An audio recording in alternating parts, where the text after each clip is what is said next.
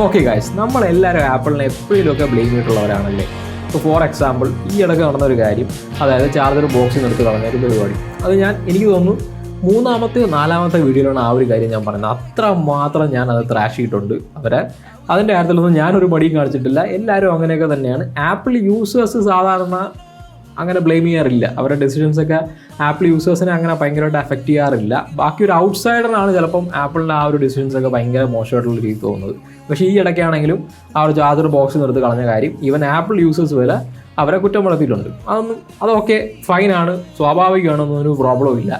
പക്ഷേ അവരുടെ ആ ഒരു പോസിറ്റീവ് സൈഡ്സ് നമ്മൾ കംപ്ലീറ്റ്ലി നെഗ്ലക്റ്റ് ചെയ്തിട്ട് അതിനൊന്നും നമ്മൾ നോക്കാതെ നമ്മൾ ആ ഒരു നെഗറ്റീവ് സൈഡ്സ് മാത്രം ഇങ്ങനെ നോക്കിയിട്ട് ഇതെന്തുവാ ഇമാരൊക്കെ ഒരു കമ്പനിയാണോ ഇങ്ങനെയൊക്കെയാണോ ചെയ്യുന്നതെന്ന് പറയുന്ന ആ പോസിറ്റീവ് സൈഡ്സ് അത് പിന്നെ എല്ലാ കമ്പനിക്കും ഉണ്ട്, അത് നോക്കേണ്ട കാര്യമില്ല എന്നുള്ള രീതിയിൽ നിൽക്കുന്നത് എനിക്കെന്തോ നല്ലതായിട്ട് തോന്നുന്നില്ല. കാരണം ശരിയാണ്, നമുക്ക് ആ ഒരു പറയുന്നതിലൊക്കെ ആ ഒരു പോയിൻ്റൊക്കെ ഉണ്ട്, ആ ഒരു നെഗറ്റീവ് സൈഡ്സൊക്കെ നമുക്ക് പറയാനുള്ള റൈറ്റ് ഉണ്ട്. പക്ഷേ ഒരു കാര്യമില്ല വെച്ചിട്ട് അത് അവർ $2 trillion മാർക്കറ്റ് ക്യാപിറ്റലൈസേഷനുള്ള കമ്പനി എന്നുള്ള നില വരെ എത്തിയത്. അല്ലെങ്കിൽ ഒരു ദിവസം കൊണ്ടോ ആഴ്ചകൾ കൊണ്ടോ എത്തിയതല്ല, വർഷങ്ങൾ കൊണ്ടുള്ള കഠിനാധ്വാനം കൊണ്ട് തന്നെയാണ്, അവരുടേതായിട്ടുള്ള ആ ഒരു കഴിവും കൊണ്ട് തന്നെയാണ് അവർ ആ ഒരു നിലയിലെത്തിയത്. അത് നമ്മൾ അവരെ hate them or not hate them, അത് നമ്മൾ അക്സെപ്റ്റ് ചെയ്തേ പറ്റത്തുള്ളൂ. അതാണ് അതിൻ്റെ ആ ഒരു സത്യാവസ്ഥ എന്ന് പറയുന്നത്. അവരുടെ ഒരു ക്രിയേറ്റിവിറ്റിയും കൺസിസ്റ്റൻസിയും അതുപോലെ തന്നെ ഹാർഡ് വർക്കും ഇതെല്ലാം കൊണ്ട് അവർ ചില മൈൽ സ്റ്റോൺസ് അച്ചീവ് ചെയ്തിട്ടുണ്ട്.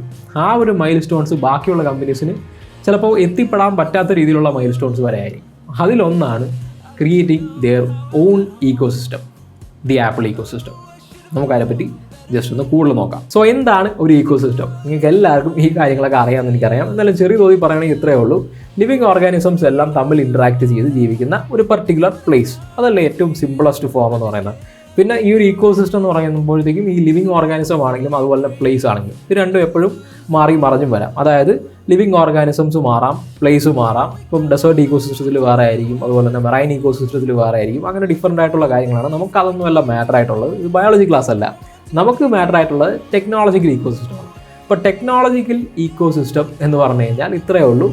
ആ ഒരു വാക്ക് കടമെടുത്ത പോലെ എനിക്ക് തോന്നിയത്, അല്ലാതെ ഇതിനകത്ത് വലിയ സിമിലാരിറ്റി ഒന്നും വരാൻ പോകുന്നില്ല. പക്ഷേ ഒരു ഫണ്ടമെൻ്റൽ ആയിട്ടുള്ള പ്രിൻസിപ്പിൾ ഫോളോ ചെയ്യുന്നുണ്ട്. അതായത് ഞാൻ പറഞ്ഞല്ലോ, തമ്മിൽ ഇൻട്രാക്ട് ചെയ്ത് ജീവിക്കുന്ന ജീവികൾ എന്ന് ഞാൻ ആദ്യം പറഞ്ഞായിരുന്നു. അതുപോലെ തന്നെയാണ് ഇവിടെ ഡിവൈസസ് ആണ് മെയിനായിട്ട് വരുന്നത്. തമ്മിൽ ഇൻട്രാക്ട് ചെയ്ത് നിൽക്കുന്ന ഡിവൈസസ് ആണ് ടെക്നോളജിക്കൽ ഈക്കോസിസ്റ്റത്തിൽ മെയിനായിട്ട് വരുന്നത്. അപ്പം ഈ ടെക്നോളജിക്കൽ ഈക്കോസിസ്റ്റത്തിനകത്ത് നമുക്ക് ഏറ്റവും പെർഫെക്റ്റ് ആയിട്ട് ഇപ്പോൾ ഉള്ള ഈക്കോസിസ്റ്റം എന്ന് പറയുന്നത് ആപ്പിളിൻ്റെ ഈക്കോസിസ്റ്റമാണ്. ഏകദേശം ഓൾമോസ്റ്റ് കംപ്ലീറ്റ് എന്നൊക്കെ വേണമെങ്കിൽ പറയാം, ഓൾമോസ്റ്റ് പെർഫെക്റ്റ് എന്ന് പറയാം. ബാക്കിയുള്ള കമ്പനീസ് വെച്ച് നോക്കുമ്പോഴത്തേക്കും സാംസങ് ഒക്കെ അവരായിട്ടുള്ള വരുന്നുണ്ട്, പക്ഷേ ആപ്പിളിൻ്റെ ഈക്കോസിസ്റ്റത്തിൻ്റെ അത്രയും പെർഫെക്റ്റ് അല്ല എന്ന് എന്തുകൊണ്ട് ഞാൻ പറയും.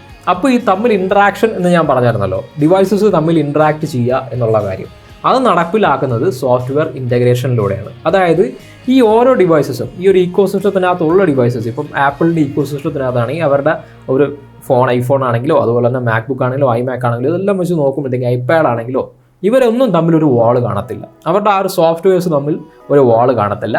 പക്ഷേ ഇവരെല്ലാവരും കൂടെ കളക്റ്റീവ്ലി ഒരിടത്ത് നിന്നിട്ട് അതിന് ചുറ്റും ഒരു വാൾ കാണും. അപ്പം ഞാൻ പറഞ്ഞൊരു കാര്യം മനസ്സിലായോ? അതായത് അവർക്ക് തമ്മിൽ ഒരു ബാരിയേഴ്സും ഇല്ല. തമ്മിൽ ആ ഒരു ഇൻ്റഗ്രേഷൻ അല്ലെങ്കിൽ ആ ഒരു ഇൻട്രാക്റ്റീവ്നെസ് ഭയങ്കര പോസിബിളാണ്. ആ ഒരു രീതിയിലാണ് സോഫ്റ്റ്വെയർ ഡിസൈൻ ചെയ്തേക്കുന്നത്.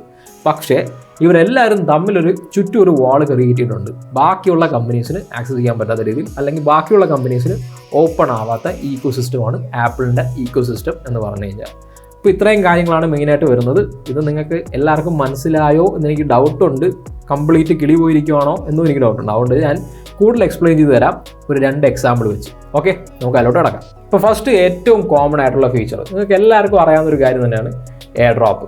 Apple solution for data transferring ഉള്ള കാര്യം പറയാമല്ലോ, ഒരു രക്ഷയില്ലാത്ത സൊല്യൂഷൻ തന്നെയാണ്. അപ്പോൾ നമുക്കൊരു ഫയൽ ട്രാൻസ്ഫർ ചെയ്യണമെങ്കിൽ ജസ്റ്റ് ആ ഒരു ഫയൽ എടുക്കുക, ഷെയർ ഓപ്ഷൻ കൊടുക്കുക, നേരെ എയർ ഡ്രോപ്പ് ക്ലിക്ക് ചെയ്യുക, ബൂം, തീർന്നു. ഇത്രയേ ഉള്ളൂ.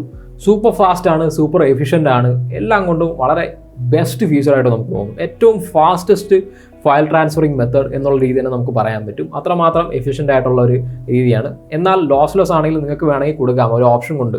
ഓൾ ഡാറ്റാസ് നമുക്ക് ഷെയർ ചെയ്യണം എന്നുള്ള ആ ഒരു ഓപ്ഷൻ വേണമെങ്കിൽ കൊടുത്തു കഴിഞ്ഞാൽ ഓൾമോസ്റ്റ് ഈക്വൽ ടു ആ ഒരു ലോസ്ലെസ് ഓപ്ഷൻ തന്നെ നിങ്ങൾക്ക് കിട്ടുകയും ചെയ്യും. അപ്പോൾ അത്രമാത്രം ഫാസ്റ്റ് ആയിട്ടുള്ള അതുപോലെ തന്നെ ഒരു എഫിഷ്യൻ്റ് ആയിട്ടുള്ള ടെക്നോളജിയാണ് എയർ ഡ്രോപ്പ് എന്നുള്ളത്. എയർ ഡ്രോപ്പ് മെയിൻലി ഇത്രയും ഫാസ്റ്റ് ആവാൻ കാരണം അവർ വൈഫൈ ഷെയർ ചെയ്യാണ് മെയിൻലി യൂസ് ചെയ്യുന്നത്. വൈഫൈ വഴി ആണ് ആ ഒരു വൈഫൈ ചിപ്സെറ്റിൻ്റെ മാക്സിമം പവർ യൂട്ടിലൈസ് ചെയ്തുകൊണ്ടാണ് എയർ ഡ്രോപ്പ് ആ ഒരു ട്രാൻസ്ഫറിങ് നടത്തുന്നത്. അതുപോലെ തന്നെ U1 ചിപ്സെറ്റും യൂസ് ചെയ്യും. മീൻസ് ആപ്പിളിൻ്റെ ആ ഒരു അൾട്രാ വൈഡ് ബാൻഡ് ചിപ്സെറ്റും കൂടെ യൂസ് ചെയ്താണ് കറക്റ്റ് എവിടെയാണ് ഓരോ ഡിവൈസിൻ്റെയും ലൊക്കേഷൻ ഉള്ളത് എന്നുള്ള പ്രോപ്പർലി ഐഡൻറ്റിഫൈ ചെയ്യാൻ വേണ്ടി ചെയ്യും. പിന്നെ അതുപോലെ തന്നെ ബ്ലൂടൂത്തും യൂസ് ചെയ്യും. ഇത്രയും ടെക്നോളജി യൂസ് ചെയ്തിട്ടാണ് എയർ ഡ്രോപ്പ് ആ ഒരു ഫയൽ ട്രാൻസ്ഫറിങ് ടെക്നോളജി എന്നുള്ള ആ ഒരു ഫയൽ ട്രാൻസ്ഫറിങ് സ്പീഡ്സ് അറ്റൈൻ ചെയ്യുന്നത്. ഇനി നമ്മുടെ ഫോൺ നമ്മുടെ തൊട്ടടുത്തല്ല ഇരിക്കുന്നത്, നമ്മൾ കുറച്ച് ദൂരെയാണ് വെച്ചേക്കുന്നത്. നമ്മൾ മാക്ബുക്കിൽ വർക്ക് ചെയ്തുകൊണ്ടിരിക്കുകയാണ്. പെട്ടെന്ന് തന്നെ ഫോണിലൊരു കോൾ വന്നു. നമ്മൾ ഫോൺ പോയി എടുക്കേണ്ട കാര്യമൊന്നുമില്ല, നേരെ മാക്ബുക്കിൽ തന്നെ ആ ഒരു കോൾ അറ്റൻഡ് ചെയ്യാം. മാക്ബുക്കിൻ്റെ ഇൻബിൽറ്റ് മൈക്രോഫോൺ യൂസ് ചെയ്തിട്ട് വളരെ കൺവീനിയൻ്റ് അല്ലേ, ഒരു പരിപാടിയും ഇല്ല. പിന്നെ ഒരു കാര്യമുണ്ട്, അതായത് ഈ കോൾ അറ്റൻഡ് ചെയ്യുമ്പോഴത്തേക്ക് ഒരു കാര്യം നോക്കാനുള്ളത്, നമുക്ക് ആ ഒരു ഫോൺ ഭയങ്കര ദൂരത്തൊക്കെയാണ് ഇരിക്കുന്നത്, ആ ഒരു റേഞ്ചിൽ നിന്ന് നല്ല ഭയങ്കര എക്സ്റ്റെൻഡിലൊക്കെ ആ ഒരു ഔട്ട്ലൈനിലൊക്കെയാണ് ഇരിക്കുന്നതെങ്കിൽ ചിലപ്പോൾ ആ ഒരു കോൾ ലാഗ് വരും. അതായത് നമ്മൾ സംസാരിക്കുമ്പോഴത്തേക്കും പയ്യെ അവിടെ എത്തത്തുള്ളൂ എന്നുള്ളൊരു പ്രശ്നമുണ്ട്. അത് ചെറിയൊരു ഇഷ്യൂ ആണ്, എന്നാലും വലിയൊരു ഇഷ്യൂ ആയിട്ട് എനിക്ക് തോന്നുന്നില്ല. കാരണം ഒരു സെയിം ഫ്ലോറിലൊക്കെ ആണെങ്കിൽ ഒരു ഇഷ്യൂ വരത്തില്ല. നമ്മൾ ആ ഒരു ഓൾട്ടിറ്റ്യൂഡിന് ഡിഫറൻസ്, അതായത് ഒരു ഫ്ലോറിലാണ് ഫോൺ വെച്ചേക്കുന്നത്, താഴെയാണ് നമ്മളിരുന്ന് വർക്ക് ചെയ്യുന്നത്, അതാണെങ്കിലും അങ്ങനെ അറ്റം ദൂരെയൊക്കെയാണ്. അങ്ങനെയൊക്കെ നോക്കുമ്പോഴാണ് ചിലപ്പോൾ ആ ഒരു ഡിഫറൻസ് വരുന്നത്, ആ ഒരു കോൾ ലാഗ് ഭയങ്കരമായിട്ട് വരുന്നത്. ബാക്കിയുള്ളിടത്തൊന്നും വലിയ പ്രോബ്ലം ഒന്നും വരുന്നില്ല. പിന്നെ സെയിം ആയിട്ട് നമുക്ക് SMS ആണെങ്കിലും നമുക്ക് ഇതിൽ റിസീവും ചെയ്യാം, അതുപോലെ തന്നെ സെൻഡും ചെയ്യാം. സോ അതാണെങ്കിലും വളരെ നല്ല ഫീച്ചറാണ് എനിക്ക് തോന്നുന്നത്. ഇത് നമുക്കിപ്പോൾ ഫോണിൽ ഏതെങ്കിലും ടെക്സ്റ്റോ ലിങ്കോ നമുക്ക് നേരെ മാക്ബുക്കിലോട്ട് കൊണ്ടുവരണം എന്നുണ്ടെങ്കിൽ വേറെ ഒന്നും ചെയ്യേണ്ട ആവശ്യമില്ല. ഫോണിൽ നേരെ കോപ്പി കൊടുക്കുക, മാക്ബുക്കിൽ വന്ന് Ctrl+V ക്ലിക്ക് ചെയ്യുക, ഇത്രയേ ഉള്ളൂ. അതിൻ്റെ ആവശ്യമേ ഉള്ളൂ, നേരെ ഇതിനകത്ത് പേസ്റ്റ് ആവും. ഓക്കെ, അതാണെങ്കിലും വളരെ ഈസി ആയിട്ടുള്ള അതുപോലെ തന്നെ യൂസ്ഫുൾ ആയിട്ടുള്ളൊരു ഫീച്ചറാണ്.